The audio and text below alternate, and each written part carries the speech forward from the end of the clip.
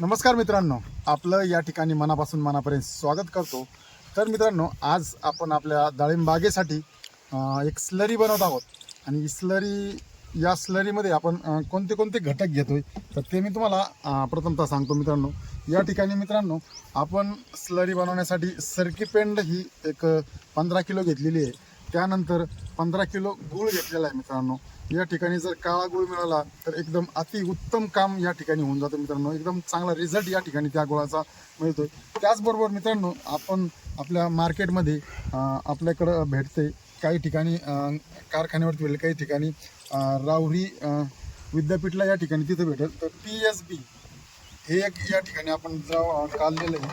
त्याचप्रमाणे या ठिकाणी KMB हे एक या ठिकाणी आपण द्रावण काढलेलं आहे. तर मित्रांनो, त्याचबरोबर या ठिकाणी आपण सध्या आपल्याला मार्केटमध्ये मिळतं आहे मायक्रो रिच म्हणून. तुम्हाला मी दाखवतो. हे मायक्रो रिच म्हणून हे जे डाळिंबाचे रूट आहेत, जे काही मुळं आहेत, त्या मुळासाठी एकदम चांगल्या प्रकारे या ठिकाणी काम करतं. कारण की काय असतं मित्रांनो, सध्या पाऊस चालू आहे आणि पावसामध्ये काय होतं, कंटिन्यू आपली जी जमीन आहे ती ओली असती आणि त्या ओल्या जमिनीमध्ये रूट व्यवस्थित काम करत नाही, मुळं व्यवस्थित काम करत नाही. त्यासाठी ते रूट जे आहे, जे मूळ आहे ते व्यवस्थित काम करावं, त्यासाठी मायक्रो रिच हे खूप महत्त्वाचं काम या ठिकाणी करतं. मित्रांनो, आपण हे या ठिकाणी काढलेलं आहे.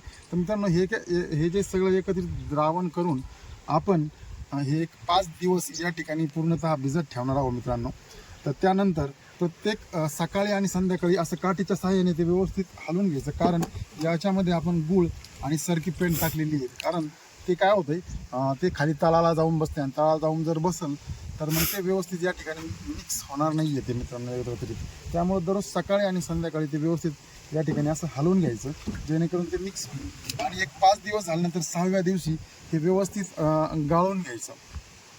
चांगलं कापड घ्यायचं, कापडाच्या याने साह्याने गाळून घ्यायचं आणि आपल्या ड्रीपमधून ते आपण आपल्या बागेला सोडणार आहोत. तर मित्रांनो, तुम्हाला मी दाखवतो की आत्ता ज्या प्रकारे या ठिकाणी डाळिंबाला कलर आहे, चकाकी आहे, साईज आहे. तर हे सोडल्यानंतर एक 8 ते 10 दिवसानंतर मी तुम्हाला परत दाखवेल की याच्यामध्ये काय फरक झाला. मित्रांनो, तर तुम्ही बघू शकता या ठिकाणी साधारणतः 150 ते 200 पर्यंत या ठिकाणी फळाची साईज होत चाललेली आहे. मित्रांनो, तर मित्रांनो, तुम्ही तुमच्या बागेसाठी जर अशी काही वेगळ्या प्रकारे काही स्लरी बनवली असेल तर प्लीज कमेंट्समध्ये सांगा. आणि स्लरीमध्ये अजून काय पाहिजे हेही सांगा.